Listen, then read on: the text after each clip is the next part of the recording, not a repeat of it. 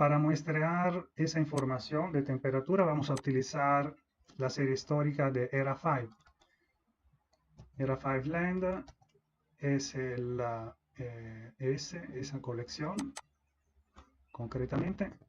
Entonces son datos de reanálisis. Aquí se mejora de manera continua el modelo predictivo utilizando la información real de estaciones meteorológicas. Una resolución a 11.000 metros, que es bastante buena. Muchas variables, entre las cuales la temperatura. Entonces, temperatura promedio diaria, y para poder determinar la relación entre esa variable que es la temperatura y la variable que vamos a utilizar como predictores, que son la elevación y la latitud, vamos a necesitar como mínimo, lo ideal sería un periodo normal, que son 30 años. Yo de hecho realicé ese ejercicio también con 30 años y en ese caso lo vamos a hacer solo con 11. ¿Por qué 11? De hecho, la Organización Mundial de Meteorología indica que si bien el estándar tendría que ser un periodo normal de 30 años para calcular una climatología, con 10 a 12 años es suficiente. ¿Por qué ese tiempo? Porque básicamente un ciclo solar son 11 años. Entonces, con esto, con 11 años estamos bien.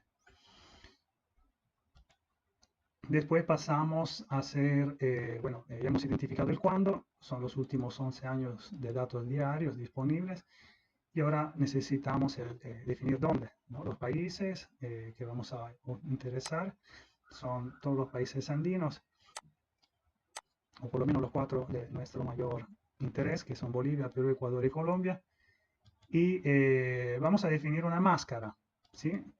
¿Por qué definimos una máscara? Yo siempre, una de las primeras cosas que hago, definir una máscara para poder filtrar todas las colecciones con las que vamos a trabajar, de tal manera que trabajamos con el menor número de píxeles posibles, exactamente lo que necesitamos, ni uno más, a manera de evitar un desperdicio de recursos que después ya estamos viendo como Google Earth Engine va reduciendo la cuota de memoria disponible para cada usuario.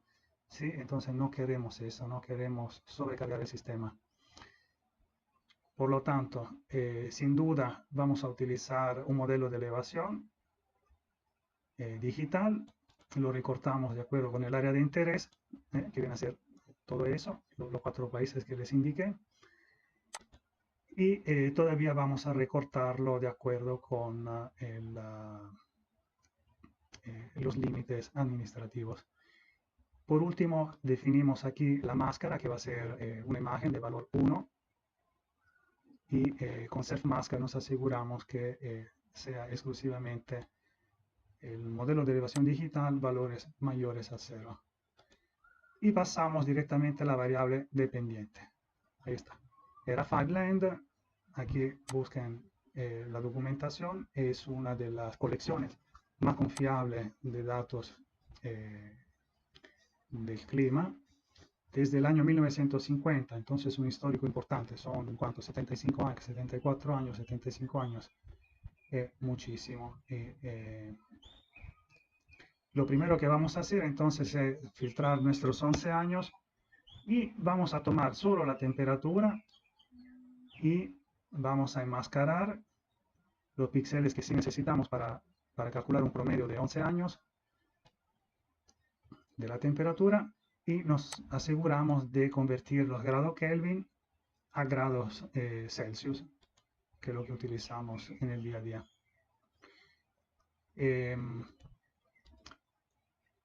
Un dato importante de cómo funciona Google Earth Engine. Google Earth Engine tiene, por mucho que nosotros escribamos mucha línea de código, hasta que no haya un producto que vamos a exportar, imprimir, agregar a un mapa, hasta que haya un producto con el que queremos hacer algo, no se ejecuta la orden. ¿Sí? El comando que le damos no se ejecuta hasta que haya un motivo para hacerlo. Y esto se hace de manera retroactiva. Entonces, si tenemos en la última línea de nuestro código un export, ese export es el que determina cómo va a funcionar todo el código que está líneas arriba. Y vamos a llegar ahí. ¿Sí? Entonces, aquí, ¿qué es lo que vamos a definir? Vamos a definir la proyección y la escala de lo que vamos a exportar. ¿Sí? Entonces, queremos, obviamente, la temperatura.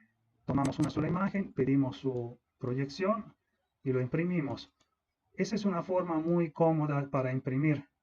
En lugar de la clásica redacción print, entre paréntesis, etcétera, etcétera, con aside print, yo puedo imprimir de manera muy rápida esa información y continuar mi código sin interrupciones y francamente bastante cómodo porque en todo momento yo puedo introducir un aside print y poder imprimir esa información. Bueno, aquí, por ejemplo, la proyección, esa es la proyección de la colección de nuestro interés y es lo que vamos a utilizar para calcular, obviamente, ese promedio y poder realizar el muestreo que necesitamos con esta proyección y también con esa escala nominal, esa nominal scale aquí abajo que nos permite determinar la escala con la que vamos a exportar.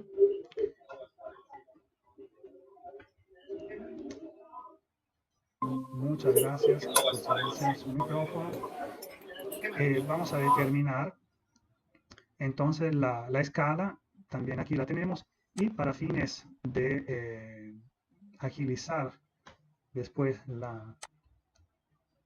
el export de los datos de muestreo, vamos aquí a redefinir esas variables, ¿sí? Con una stringa y un valor numérico. Cuidado con utilizar siempre utilizamos la escala nominal. Porque dicen, no, ¿qué cambia si yo lo redondeo aquí a 11.132 metros? ¿Qué son? 5 centímetros de diferencia. No es mucho, pero sí es mucho. Porque ¿qué pasa? Que 5 centímetros de largo y 5 centímetros de alto se van sumando o se van restando. Entonces, cuando ya recorremos, damos toda la vuelta al globo, esos 5 centímetros pueden haberse convertido, no sé, 100 kilómetros, ¿no? Pero un desplazamiento significativo. ¿Sí? Entonces, siempre para todo utilizamos la escala nominal de la colección, porque así nos aseguramos que las imágenes estén registradas, corregistradas unas con otras. Bueno, siguiente. Ya hemos definido entonces nuestra variable objetivo, la temperatura, calculamos un promedio. Podemos exportarla a la imagen, ¿sí? Para después poderla visualizar, porque obviamente tarda mucho. No lo vamos a hacer, yo ya lo hice para poder compartir con ustedes esta información. Y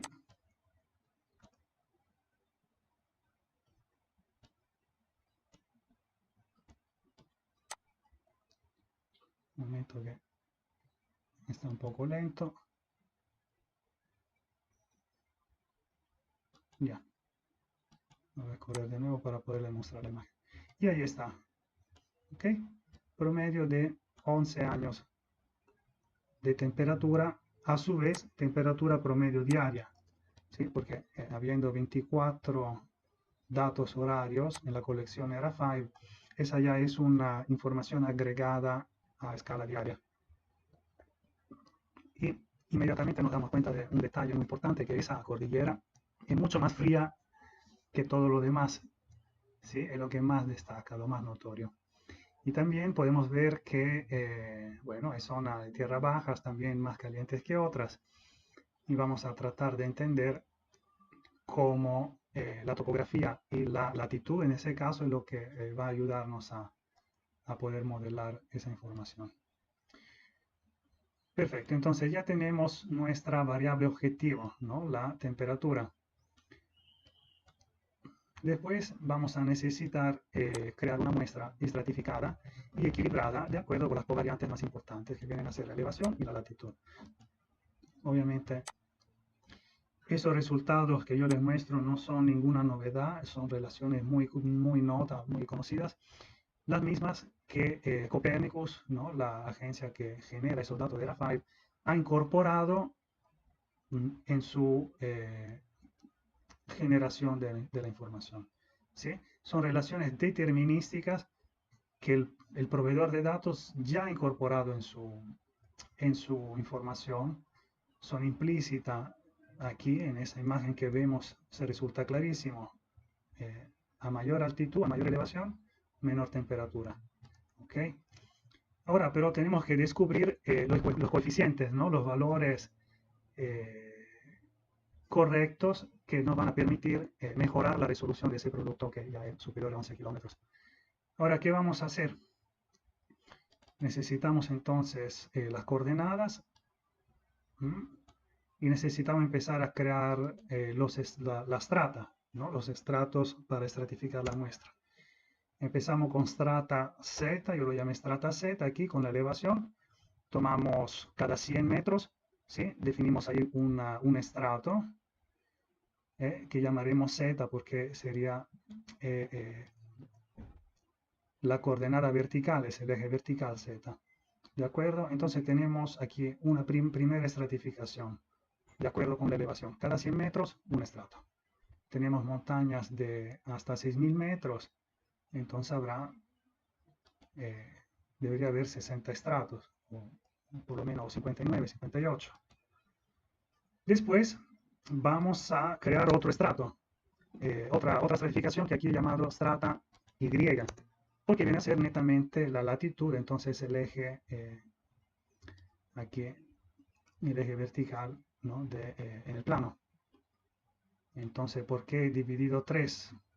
Porque iterativamente llegué a ver que si empezamos a estratificar mucho así a nivel horizontal de latitud, después no tenemos montañas con la misma altura, no tenemos aquí elevaciones de 5.000, 6.000 metros, ya en el Ecuador y en Colombia no hay. En el Perú y Bolivia sí llegamos a más allá de los 5.000, ¿ya? Entonces, bueno, finalmente aquí estamos entre el 7 y el menos 14, son 21 paralelos, dividido 7 nos permite crear entonces 3 estratos, norte, centro y sur, por así decir. Y lo multiplicamos por 1000. ¿Por qué? De tal manera que al sumar esa estratificación de norte-sur o Y, le adicionamos la estratificación que hemos creado de acuerdo con la covariable más importante, que es la elevación, vamos a crear estratos únicos que no se repiten y que nos va a permitir realizar un muestreo estratificado perfectamente equilibrado o casi perfectamente equilibrado. Entonces, ¿cuáles son nuestros datos? Nuestros datos vienen a ser la temperatura, la latitud, la elevación, y necesitamos esa estratificación que hemos generado. ¿Sí? Por lo pronto no nos interesa aquí la estratificación Z e Y. Importante, antes de realizar el Stratified Sample, el muestreo estratificado, vamos a aplicar, por si las dudas, la máscara, ¿sí? Para evitar nuevamente procesar información que no vamos a utilizar, vamos a procesar solo lo que precisamos. Y de esa forma vamos a poder tardar lo menos posible también en obtener los datos. Ok, tras diferentes pruebas y errores, me quedé con esa cantidad de puntos aleatorios para cada estrato. Y la class bind obviamente será strata que hemos definido. Y todo lo demás de acuerdo con lo que hemos identificado. Escala y proyección nativas de la colección. Después tenemos este parámetro tilescale que si lo subimos al máximo, al valor máximo 16, nos favorece, nos previene de encontrar problemas de memoria. Después tenemos la semilla aleatoria, el seed, que lo interesante va a ser, esto yo lo hice, no lo vamos a repetir ahora en tiempo real, ¿sí? Cambiar esta semilla aleatoria de tal manera que en la siguiente corrida que se haga, el programa va a identificar 5 puntos aleatorios diferentes, ¿de acuerdo? Para cada estrato. Y eso nos va a servir para poder hacer una validación, para ver si los parámetros que llegamos a determinar son estables. Y cuando alcanzamos ese resultado, no podemos dar por satisfechos y dejar de modificar ulteriormente. ¿De acuerdo? Entonces, ese es un parámetro que vamos a modificar en cada corrida. Si definimos geometrías, aquí le ponemos falso, nos aseguramos de que no se genere información de latitud, longitud, que obviamente cuesta más, nuevamente, tiempo y recursos computacionales. ¿Ok? Entonces eso siempre, a no ser que querramos esa información, eso hay que especificar false para todas las geometrías. Y listo, y exportar la tabla al Drive, cosa que hice y que ahora no le voy a mostrar. Tardó casi 2 horas, ¿de acuerdo? Entonces nos vamos. Yo asumo que la mayoría ya conoce estos procedimientos, pero por si acaso, aquí donde corremos las tareas, y una vez se haya ejecutado por completo una tarea, la podemos buscar aquí, Open in Drive, hacemos clic y nos manda al Drive que le interesa.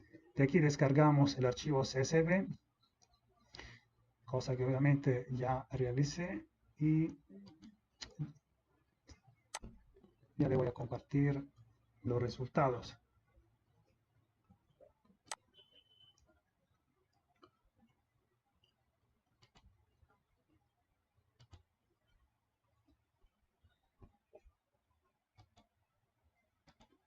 Ok, nos pasamos al Excel.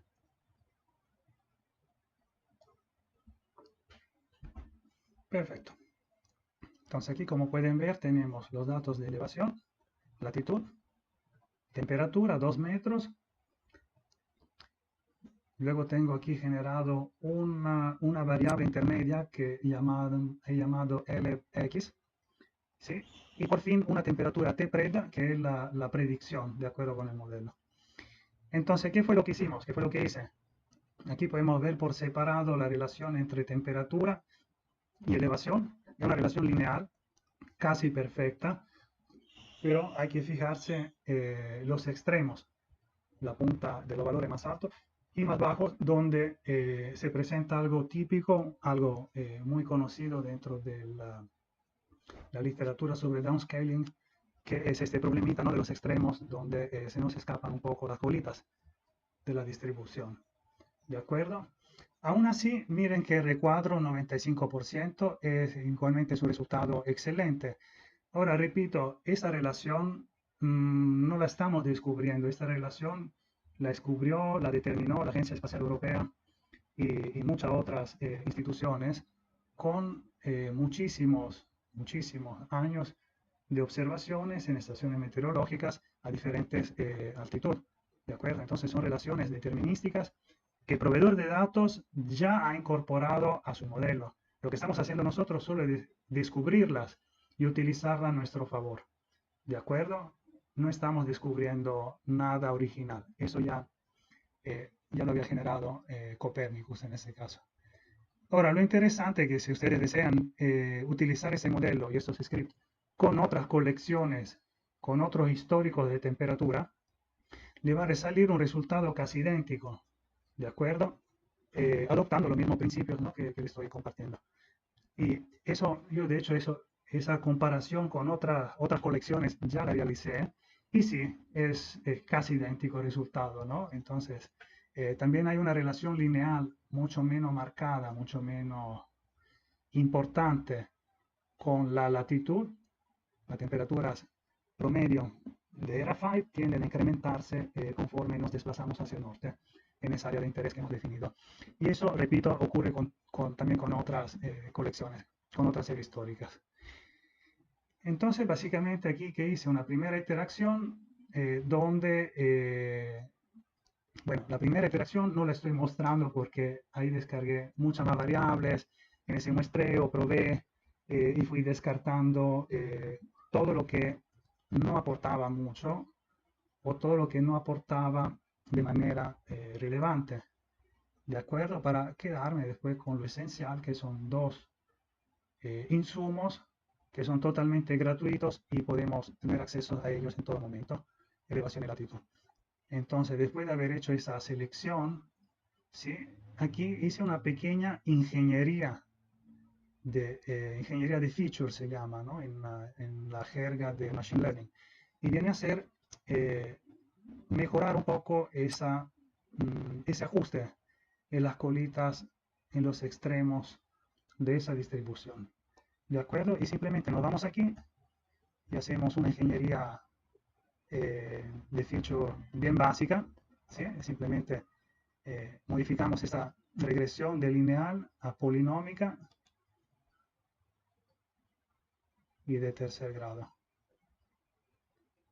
Fíjense cómo va mejorando un poquito, mejora el R cuadro, pero lo que a nosotros realmente interesa no es tanto ganar una fracción de R cuadro, a nosotros interesa capturar los extremos, porque justamente los extremos que después tenemos problemas en la vida real, ¿sí?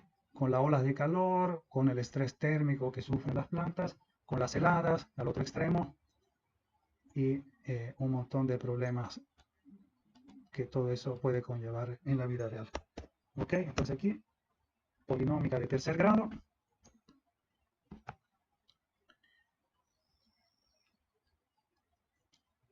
Y veremos que sí, mejora una fracción de R cuadro, mejora, ¿por qué no? Pero lo más interesante es que ya no tenemos una recta, ¿no? Tenemos una curva que realmente refleja un poquito mejor esa relación, ¿sí? Y los datos disponibles. Entonces, esa información, ¿cómo la vamos a incorporar a un modelo lineal? Prácticamente estamos linealizando una relación que no es del todo lineal. Básicamente vamos a sustituir esa ecuación a la elevación, ahí es este LX, que he calculado aquí. Obviamente les voy a compartir el Excel para que vean con calma todas las fórmulas. Con ese LX, ahora sí vamos a realizar una regresión lineal, ¿de acuerdo? Para poder predecir esa temperatura T-pred. Y el resultado podemos observarlo aquí en ese otro gráfico.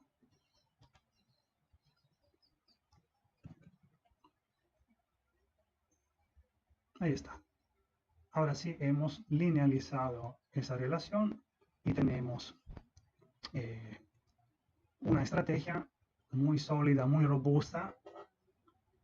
Repito que no lo estamos inventando, estamos forzando los datos a revelarnos lo que el proveedor de datos sabe, que justamente son todas esas relaciones que están implícitas en su modelo.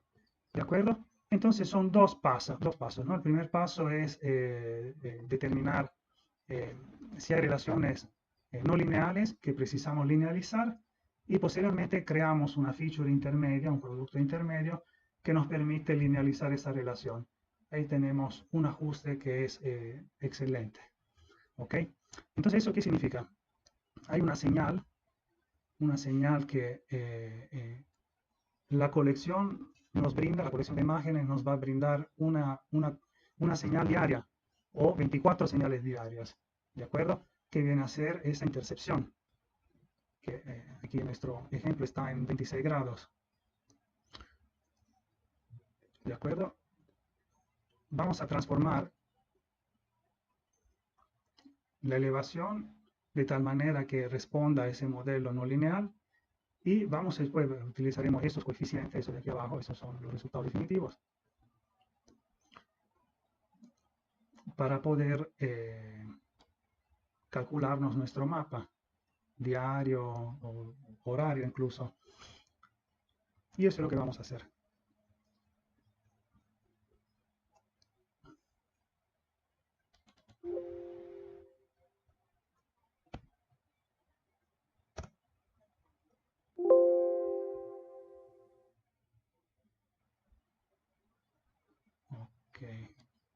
Tendré que compartir nuevamente.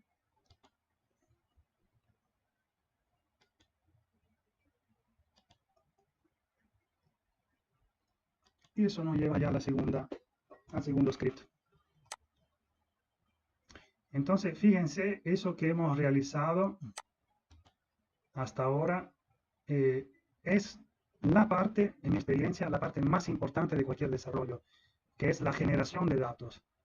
No tanto el análisis, no tanto aplicar el último algoritmo a la moda porque es más cool, ¿no? Y se ve bien en un paper.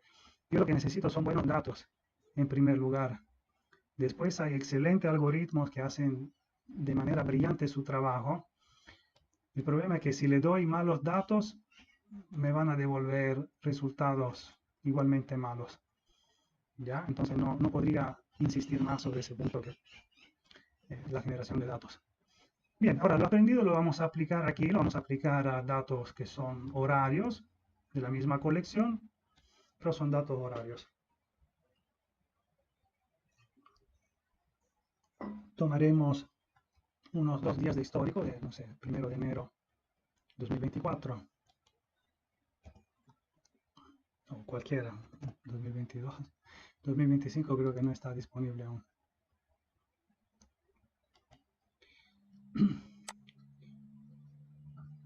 Vamos a crear un buffer que sea mayor por lo menos a la diagonal de 2 píxeles. Esos 2 píxeles de 11 kilómetros, al fin yo calculé que por lo menos quiero 33 kilómetros de buffer. Y después van a ver por qué. Y a la vez, de una vez genero un centroide, que es ese puntito que ven aquí abajo, que viene a ser el centroide del área de interés. Un área de interés que puede ser cualquiera. Yo escogí aquí un rectángulo en una zona bien montañosa de Bolivia. Y aquí tenemos nuestros datos. Entonces, la señal que viene a ser el dato horario de ERA5. Imagínense, por eso yo adoro Google Earth Engine. Son datos horarios desde el año 1950 y accesibles así con un clic. No me termino no sé, de asombrar, ¿no? Y no termino de agradecer que tengamos esto hoy día. Bueno, después necesitamos, ¿qué dijimos? Latitud, elevación, nuestra máscara, que siempre es necesaria, y una otra máscara que va a ser más grande y que aprovecha ese buffer. Ahora sí vamos a definir nuevamente proyección y escala de ERA5. ¿Sí? ¿Para qué? Porque vamos a modificar, vamos a crear aquí una feature intermedias, un producto intermedio, que es la latitud con la proyección y escala nativa de ERA5, 11 kilómetros. Mismo procedimiento que vamos a realizar con la elevación. ¿De acuerdo? Y después nos calculamos ese producto intermedio, que en el Excel había denominado como LX. Aquí será LNAT, o sea, proyección y escala nativa. Y básicamente aquí, ¿qué es lo que estamos viendo? Es esta ecuación del gráfico, ¿sí? X al cubo multiplicado por ese coeficiente, más eso, ¿de acuerdo? Van a poder encontrar esos coeficientes en el Excel. Y haremos la misma operación, pero ya con la proyección y escala con la que vamos a exportar, que corresponde a la proyección y escala de la elevación, o sea, del DEM que queremos utilizar. Que vamos a proyección, escala, y vamos a reproyectar la latitud, ¿sí? Porque de hecho no tiene una resolución definida hasta que nosotros determinamos qué resolución tiene la latitud. Y la elevación, ese básicamente no es necesario, ¿sí? Lo voy a comentar. ¿Por qué? Porque queremos utilizar al máximo, ¿no? la información disponible. Y ese DEM en particular tiene una resolución de 30 metros con 92 centímetros y fracciones, ¿sí? No son 30 metros, son 30 metros con 92 centímetros, etcétera, etcétera, etcétera. Porque como les decía, cuando después de manera acumulativa tenemos esos pequeños errores, se va sumando el error y finalmente hay desajustes importantes. Que bueno, para 30 metros no es tan grave, ¿no? Pero ya según la escala puede ser grave. En ese caso, entonces, queremos 30 metros, queremos todo lo que SDEM puede ofrecernos. Y esa operación sería redundante, pero obviamente aquí podemos definir nosotros con qué escala queremos exportar nuestros resultados. 100 metros, o no sé, utilizar otro DEM con otra resolución, o simplemente una resolución arbitraria de acuerdo con nuestras necesidades. Una vez más, aquí tenemos la ecuación, entonces, pero esta vez utilizando la resolución nativa de la elevación, ¿sí? Que son 30, casi 31 metros. Solo necesitamos una simple función, es la única función que vamos a ver hoy. Que a mí me gusta escribir así mi código, muy compacto. Entonces empezamos así. Esa función, downscaling, requiere en primer lugar una variable que es la temperatura. Vamos a enmascararla con la máscara grande, con el buffer.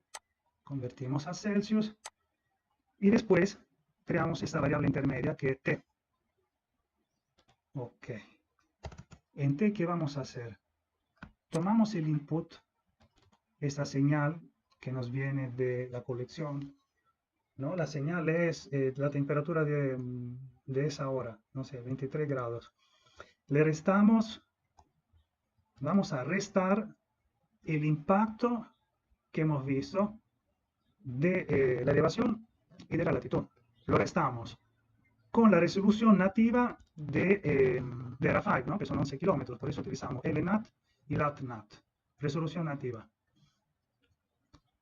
Prácticamente, ¿en qué consiste eso? Estamos restando el impacto de la elevación, ¿ok? ¿Pero eso qué significa? Eso significa que es como si estoy en alta montaña, ¿qué valor me arrojaría el modelo a la altura del mar, ¿no? A orilla del mar, a 0 metros sobre el nivel del mar? Esa información ficticia nosotros la creamos subtrayendo, realizando esa subtracción del impacto de las dos covariables, elevación y latitud. Ok, ahora tenemos esa información T y vamos a aplicar un resample. ¿Sí? Aquí por eso quería yo un buffer que sea por lo menos 2 píxeles más grande del área de interés, porque con ese resample nosotros, ustedes seguramente saben, un resample es una operación afín a una interpolación, ¿de acuerdo? Entonces si yo tengo un píxel que me marca 20 grados y el de al lado me marca 25 grados, porque hay un gradiente altitudinal importante, una diferencia muy importante, ¿ya? Esa información corresponde al valor promedio dentro de esos 11 kilómetros, ¿sí? Y el píxel de al lado son, obviamente, un valor promedio de otros 11 kilómetros, son superficies muy grandes, dentro de las cuales hay una gran variabilidad, ¿de acuerdo? Entonces, con un resampling, ¿qué es lo que hago? Esa información se vuelve un poco más fluida, ¿no? Entonces, en el punto de contacto entre los dos píxeles tendremos un valor de, no sé, 22.5, ¿sí? Entonces transformamos una información discreta en una información continua. Ahora aplico la máscara, después de haber derretido los datos, si queremos, ¿no? Aplico una máscara para trabajar solo con el área de interés.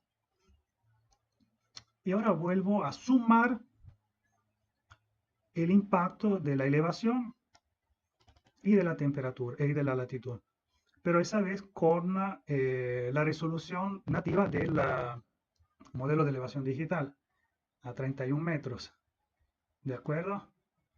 Es muy simple lo que hemos hecho, hemos restado el impacto a una escala y lo volvimos a sumar a otra escala, y con esa simple función pasamos de 11 kilómetros a 30 metros, lo cual es un resultado excelente considerando que es un modelo extremadamente económico en cuanto a computación. Ya, y ahora lo vuelvo a acomodar así como me gusta a mí. Cada uno tiene sus formas.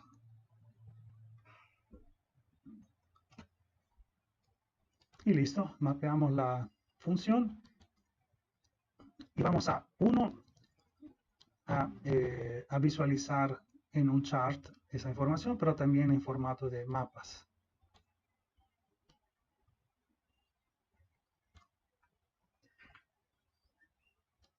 Lo voy a correr nuevamente.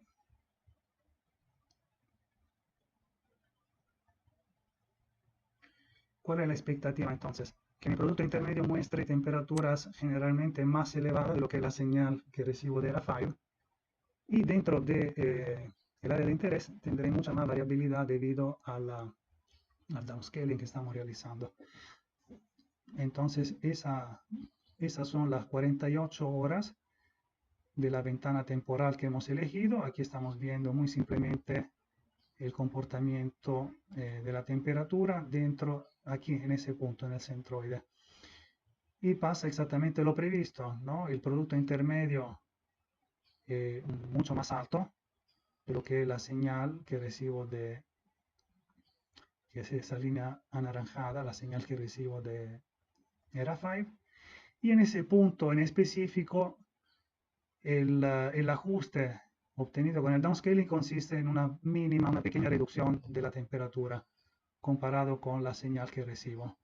¿De acuerdo? Es un poco más alto que el promedio de ese píxel de ERA5.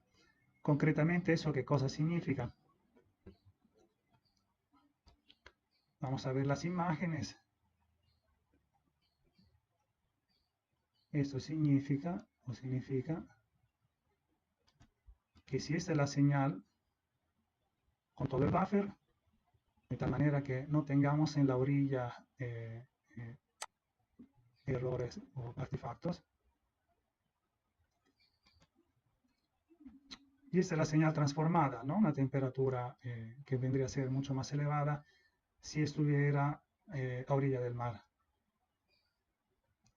Ahora, a esa información le aplicamos ese resampling, ¿no? Que viene a difuminar esos píxeles muy grandes. Y con ese dato aquí es que me voy a calcular finalmente el producto final. ¿Sí? Donde se puede apreciar que hay un gradiente altitudinal bien marcado, bien definido, cosa que obviamente me da una calidad de la información muy superior a la que se tiene originalmente.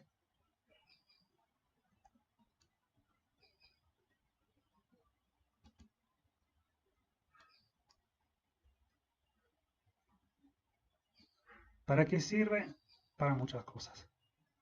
¿Sí? Depende de las aplicaciones. Sirve para muchísimas cosas. Lo podemos aplicar a escenarios de cambio climático, análisis histórico, pronóstico en tiempo real. Realmente tiene muchísimas aplicaciones. Veamos un último detalle aquí. Vamos a realizar un análisis de extremos. Aquí está la dos líneas de código que generan ese output de aquí. Entonces, tomando el máximo, aquí tenemos una temperatura máxima, ¿no? De los 2 días. Dentro del área de interés tenemos un máximo y un mínimo, ¿sí? Del correspondiente al máximo, y también un máximo y mínimo correspondiente al mínimo alcanzado durante esos 2 días. Entonces vemos que la temperatura máxima, según la señal original que recibimos de ERA5, varía entre 15 y 23, y la temperatura mínima varía entre 4 y 10 grados centígrados. Ahora, ¿cuál es la expectativa con los datos con reducción de escala? Seguramente un rango más amplio, una temperatura máxima mayor y la temperatura máxima mínima menor, ¿verdad? Y eso efectivamente se da. 26 en lugar de 23, 13 en lugar de 15. Y lo mismo ocurre exactamente para la temperatura mínima registrada durante esos 2 días. Tenemos un rango de variación más amplio, que es exactamente lo que había de esperar.